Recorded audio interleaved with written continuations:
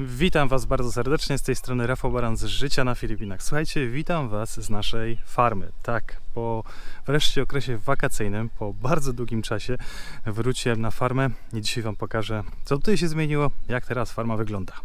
Zaczynamy odcinek.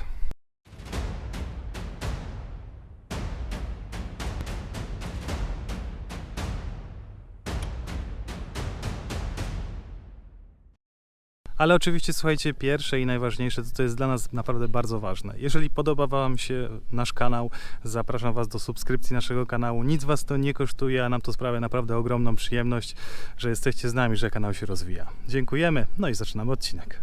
No więc tak, słuchajcie, no nie będę ukrywał. Farma za bardzo się nie rozwinęła przez ostatnie 3 miesiące, ale było to do przewidzenia. W danym okresie naprawdę bardzo dużo tutaj padało, ale to oczywiście nie jest wytłumaczenie. Nie było mi tutaj 3 miesiące, ponad 3 miesiące tak naprawdę. Dopiero dzisiaj jestem pierwszy raz z kamerą tutaj, żeby Wam mniej więcej pokazać, jak to wszystko wygląda. No bo dużo się zmieniło. Znaczy na pewno mamy inne rzeczy.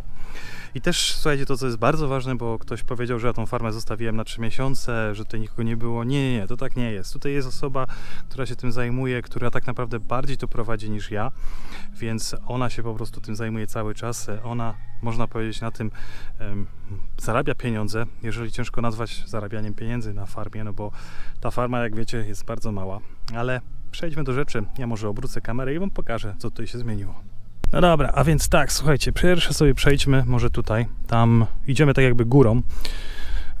Tutaj oprócz tego, że oczywiście się dużo bardziej zielono zrobiło, no to też można powiedzieć wszystko urosło, ale stąd będzie teraz lepiej widać. Pamiętacie to dawny kurnik? No kurnik dalej jest, tylko że kury tak sobie śpią za bardzo gdzie chcą. Kur mamy tych starszych około 25. Było ich troszeczkę więcej, no ale najprawdopodobniej ktoś albo sobie wziął, albo gdzieś sobie poszła. No niestety to są plusy i minusy chowu na wolnym wybiegu. A te kury, jak pamiętacie, założenie było takie, żeby były naprawdę na całkowicie wolnym wybiegu. To, co się zmieniło dodatkowo, to pamiętacie tą świniarnię tutaj po prawej stronie? No to ona, można powiedzieć, w całości już jest nasza i mamy tam 4 świnki. Świnki, które były wcześniej, no są już, można powiedzieć, na stole już dawno temu. Teraz są nowe świnki kupione, które zresztą były niedawno kupione. Są 4 i one sobie też rosną i też będą na sprzedaż. Z młodych kur, słuchajcie, to sprawa jest taka, że na początku było ich około 20 paru. Później zaprzestaliśmy tą produkcję, no bo zaczął się tak naprawdę sezon tak jakby deszczowy. Coraz więcej zaczęło padać, więc zdecydowaliśmy, że dobra, to zatrzymamy to na chwilę. I jak zatrzymaliśmy, no to było tych 20 małych kurczaków. Teraz niestety zostało tych młodych kur 10, dlatego że słuchajcie, no były złe warunki, najprawdopodobniej jakaś choroba ja też chwyciła, no i niestety musiało się troszeczkę pożegnać z życiem. Ale no rzeczy, słuchajcie, do przewidzenia, niestety. No takie jest życie, trzeba się z tym pogodzić. Natomiast słuchajcie, coś mamy jeszcze nowego, co wcześniej tego na pewno nie było. A oczywiście indyki dalej są chyba 3 czy 4, ale gdzieś sobie poszły w tym momencie. A ja sobie przejdę w inne miejsce, żeby Wam pokazać coś innego. Tada! Zobaczcie sobie, mamy króliczki. Jest 5 króliczków, tutaj są 4, nie, 5. Tutaj są wszystkie 5 króliczków. I jeżeli z króliczkami się uda, że będzie ok, to najprawdopodobniej będziemy dalej inwestować też w króliczki. Kiedyś już miałem jeden epizod z królikami, co prawda mogłem wtedy kupić farmę ponad 30 królików, ale jakoś to się tak się jakoś nie złożyło, że nie zdecydowaliśmy się na to, żeby to brać, bo to troszeczkę było za dużo jak na początek. Teraz zaczynamy od małej ilości i te króliczki, no zobaczymy, czy będą rosły. Na pewno jak nie, no to przynajmniej Emilia będzie miała zabawę. Kolejna rzecz, zobaczcie to. Pamiętacie to drzewo, które chcieliśmy wycinać? Tą najprawdopodobniej japońską cytrynę, czy coś w tym rodzaju.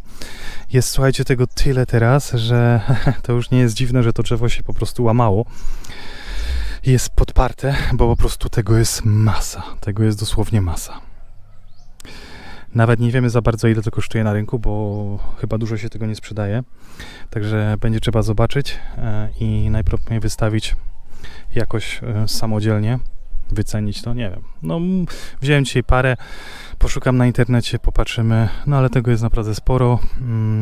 No na pewno wszyscy tego tutaj, nawet rodzina tego nie przeje, bo oni są nieprzyzwyczajeni do tego. Kolejna rzecz, słuchajcie, tutaj u góry, tak jak widzicie, albo i nie widzicie, bo jest pod światło, ale jest tutaj tak samo masa rambutanów. To jest kolejny inny owoc, który jest bardzo, bardzo, bardzo rzadko, mi się wydaje, spotykany w Polsce i są już czerwone, są dojrzałe, są idealne do jedzenia. I nie tylko tutaj, bo tutaj jest tak samo całe kolejne drzewo i trzeba się tym zająć jak najszybciej, żeby to obrać, żeby to, no nie wiem, słuchajcie, czy sprzedać, raczej nie sprzedawać, tylko po prostu nawet rozdać po rodzinie, czy samemu sobie zjeść, bo tego jest ogólnie no, dużo i trzeba coś z tym zrobić. Kolejna, słuchajcie, miła sprawa to jest kalamansi. Kalamansi, tak jak już wcześniej Wam wspomniałem, jest mega rozwinięty, jeżeli chodzi o jego produkcję, bo całe widzicie drzewa, które są gotowe już do obierania kolejny raz. Ono rośnie dosłownie na non-stopie. Wszędzie jest to kalamansi. I teraz tak, nawet można powiedzieć, poszliśmy o krok dalej z tym kalamansi, bo teraz to kalamansi zostało, słuchajcie, sprzedawane w soku dla restauracji. Koncentrat soku z kalamansi, czyli tak jakby świeży koncentrat cytryny. To oczywiście czasami można kupić, jeżeli komuś się chce to wyciskać. Okazało się, że to jest naprawdę strzał w dziesiątkę, ponieważ bardzo dużo restauracji będzie chciało taki świeży sok. Ten sok spokojnie można robić. Ja nie wiem, czy Wam kiedyś mówiłem, ale ja dawniej wcześniej też sobie wyciskałem taki kalamansi. Ogólnie to jest zawsze tak, że nawet do drinków, do napojów jest woda z kalamansi, można kupić w każdej restauracji albo w większości restauracji. No i przeważnie ludzie, oczywiście obcokrajowcy, chcą ze świeżego kalamansia, nie z jakiegoś pudru czy z czegoś innego, bo też są takie, słuchajcie, dostępne, tylko ze świeżego kalamansi. Więc wtedy restauracja ma już przygotowany taki sok, który po prostu wlewa tam 2 łyżki, 3 łyżki, czy nie wiem, jakąś 50, w zależności od tego, jakie to jest robione przez restaurację, no i wtedy to po prostu się pije. I to jest bardzo dobre. A ja poszedłem kiedyś o krok dalej i słuchajcie, robiłem sobie takie kostki. Zamiast lodu to robiłem właśnie z takiego koncentratu kalamansi. I to też się świetnie sprawdza, bo to można trzymać bardzo, bardzo długo. I naprawdę jest rewelacyjne. Po prostu nalewacie sobie szklankę wody i zamiast lodu wrzucacie sobie na przykład 3 takie kosteczki. One też najlepiej, słuchajcie, to zmieszać tak 50/50 z wodą, bo jeżeli byście zrobili takie 3 z samego soku kalamansi, no to wtedy ten sok będzie naprawdę bardzo, bardzo mocny i bardzo kwaskowaty. No ale to oczywiście też więcej witaminy C, jeżeli by to kogoś interesowało. Ale słuchajcie, największe zaskoczenie moje dnia dzisiejszego to było to, że odpaliłem samochód po bardzo długim czasie. Oczywiście on też był jeżdżony, to też nie martwcie się o to, że coś się z tym samochodem stało. Po prostu pojechałem sobie do Walencji i pojechałem tą samą drogą jak zawsze, taką bardzo, można powiedzieć, wyboistą. No i się okazało, że już dojeżdżam prawie pod samą naszą działkę, a tam jest płot. Okazuje się, że najprawdopodobniej, co też mnie w ogóle dziwi, zaraz Wam wyjaśnię dlaczego, ta droga była nielegalna. Tylko że skoro była nielegalna, to czemu kiedyś miasto Walencja samo zamówiło spycha takiego, żeby zrobić tą drogę dojazdową? I tutaj mam taką ogromną zagwozdkę, bo po prostu dalej się zastanawiam, jak to jest w ogóle możliwe, że oni przygotowali tą drogę już wcześniej, po czym okazuje się, że ktoś tą drogę zagrodził, bo coś się tam z papierami nie zgadza i my... Dobra. Nie to tak, że nie mamy dojazdu do naszej farmy czy do naszej działki. Nie, mamy dojazd z drugiej strony, tylko ta droga jest jeszcze bardziej taka wyboista. I dzisiaj zaraz jak skończę to nagrywać, to przejdę się tą drogą, chcę zobaczyć, czy tam rzeczywiście jest tak dalej strasznie jak było, czy jest może troszeczkę lepiej.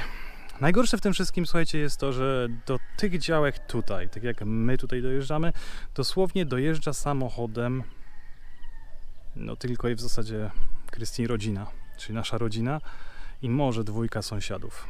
Wszyscy jeżdżą na skuterach czy na motorach i im to tak naprawdę bardzo mało ich to interesuje, czy ta droga dojazdowa będzie i będzie w jakim stanie. Gdyby to była oczywiście główniejsza droga, no to pewnie by było mniejsze problemy. Natomiast no, trzeba się zmierzyć z rzeczywistością powrotu na Filipiny i przyzwyczajenia do tego, że to nie działa zawsze tak jak powinno. Tutaj pamiętacie, kiedyś były chili, kiedyś były warzywka, kiedyś były inne rzeczy. Niestety te chili, które już tam mieliśmy posadzone, zaczęły umierać. Na początku myśleliśmy, że to jest naprawdę chili, to jest fajny interes, bo to chili zawsze się je, każdy z nas lubi jedzenie na ostro, to nawet się rozda znajomym i tak dalej. Okazało się, że po czasie tego chili było już tak dużo, że nie dało się z tym nic zrobić. więc po prostu już to chili dosłownie nawet gniło, więc z chili interes, no tak, jeżeli macie jakiś tam wielki punkt zbycia, czy jakiś sklep swój warzywny, czy coś innego, no to pewnie to się można sprzedać jakoś, można na tym jakieś pieniądze zarobić. Natomiast dla samego siebie to lepiej po prostu posadzić sobie 2 krzaczki i co jakiś czas sobie 2 krzaczki sadzić, niż tak kombinować z tym. Natomiast ja pewnie będę chciał jeszcze zrobić coś innego. Ja też będę sadził takie chili, bo chcę te chili, te małe, takie filipińskie chili, które jest bardzo, bardzo ostre i ono zawsze się do wszystkiego nadaje.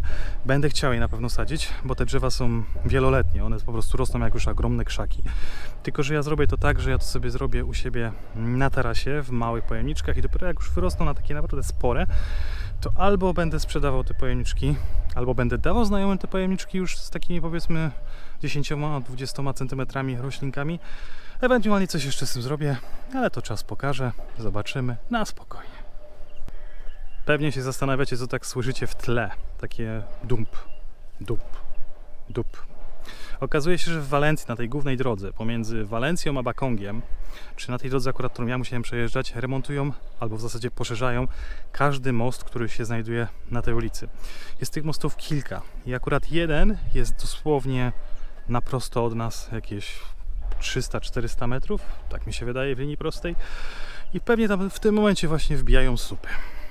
A z innych, słuchajcie, ciekawych rzeczy, to muszę wam powiedzieć, że od wczoraj zacząłem nową pracę. To znaczy pracę. Ja zawsze to mówiłem, że YouTube to nie jest moje główne źródło utrzymania, no bo na tyle aż nie zarabiam niestety na tym YouTubie, tylko ja jestem informatykiem i tak się złożyło, że zacząłem od wczoraj znowu pracować na cały etat. Troszeczkę to skomplikowało nasze życie, ale dziękuję, że firma w ogóle poczekała na mnie, bo wiedzieli, że jestem na wakacjach, no i dopiero teraz tak naprawdę zaczynamy pracować od początku, więc jestem tak jakby na wdrożeniu kolejnym, ale obiecuję i zrobię wszystko, żeby filmiki pojawiały się przynajmniej 2 razy w tygodniu, bo naprawdę no, sprawia mi to ogromną przyjemność. A tutaj sobie zobaczcie jeszcze u ciotki, co tutaj się dzieje. Tutaj jest kukurydza. Pamiętacie, jak kiedyś wam pokazywałem chyba z 4 miesiące temu, że tutaj, czy no 4-5 miesięcy temu tutaj coś takiego malutkiego rosło? No to wtedy to też była kukurydza. Okazało się, że jak my byliśmy w Polsce jakieś 2 miesiące temu, oni robili już harvest, czyli zbierali tą kukurydzę i zebrali jej naprawdę bardzo, bardzo dużo, bo ta działka, tak jak widzicie, cioci się tam ciągnie aż po te palmy, które są tam z tyłu. Więc sporo tego tutaj można zebrać i okazuje się, że zobaczcie, da się, kukurydza rośnie naprawdę bardzo, bardzo ładnie. Nie trzeba tego podlewać, przynajmniej tak mi się wydaje, bo pogoda na to sama pozwala. Co prawda teraz mniej już przestało padać i zobaczymy, jak to będzie rosło. No ale ciekawy interes. Jeżeli ktoś ma działkę gdzieś na Filipinach i nie wie, co z nią zrobić, to niech sobie zatrudni paru kolesi, żeby zajęli się taką właśnie kukurydzą. Ciekawy pomysł. Kukurydza moim zdaniem zawsze się sprzeda i to jest słodka kukurydza, to do jedzenia, to nie jest dla żadnych zwierząt, to jest normalnie słodka kukurydza, którą ludzie jedzą, kochają i uwielbiają i ona naprawdę też nie jest w sumie tania. I teraz słuchajcie, znowu pewnie będą pytania od was i komentarze, że co zrobiłeś, co dalej z farmą, dlaczego to tak, nie powinieneś się do tego przyłożyć i tego typu rzeczy. Ja już uwielbiam komentarze Polaków, bo zawsze będą na ten temat.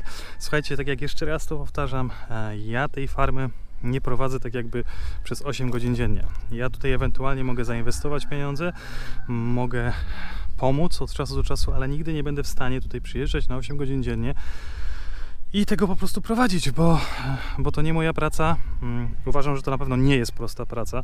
Jeżeli ktoś myśli, że prowadzenie farmy w jedną osobę 8 godzin dziennie to jest łatwa rzecz, szczególnie na Filipinach, to naprawdę nawet nie wiecie, w jak wielkim jesteście błędzie. Bo tutaj, pomimo tego, że wszystko rośnie tak idealnie, wspaniale, to każdemu się wydaje, że tak, to super, to te warzywa i te wszystkie inne rzeczy będą rosły. No tak, ale oprócz tego rośnie jeszcze tak samo wszystko inne. Są zmiany pogodowe, na zasadzie jakieś intensywne deszcze, później jakieś wichury, później znowu jakaś susza. Więc to trzeba naprawdę o to wszystko dbać, trzeba ogromną liczbę godzin wysiedzieć tutaj, żeby to wszystko przygotować. Więc to naprawdę nie jest prosty biznes i naprawdę z całego serca mam podziw i wielki respekt dla wszystkich farmerów. I to nie tylko na Filipinach, czy też w Polsce, którzy naprawdę robią to na jakąś taką skalę, żeby zarabiać na tym pieniądze, bo to jest naprawdę dla mnie no coś całkowicie niemożliwego w tym momencie. Przynajmniej tak mi się wydaje. Oczywiście farma, słuchajcie, dalej zostaje. Tutaj się nic nie zmienia w tym temacie. Farma zostaje, będą dalej kurczaki, będą dalej świnki, będą dalej inne rzeczy, ponieważ zaraz za moment zresztą odbieram mięso już, które jest przygotowane dla mnie. Tak samo właśnie z kurczaków i nawet z indyków i ze świnki. Więc będzie przynajmniej świeże, nasze, sprawdzone mięsko, które pewnie będziemy robić przez kolejny tydzień, nie wiem, może 2. Tak czy inaczej jestem, można powiedzieć, zadowolony. Na pewno nie jestem zawiedziony, bo to jest po prostu normalna kolej rzeczy, że czasami jest pod górkę, czasami jest z górki. No teraz akurat było pod górkę, bo też nas tutaj po prostu nie było przez dłuższy okres czasu, więc zobaczymy, jak będzie później, jak już wróciłem.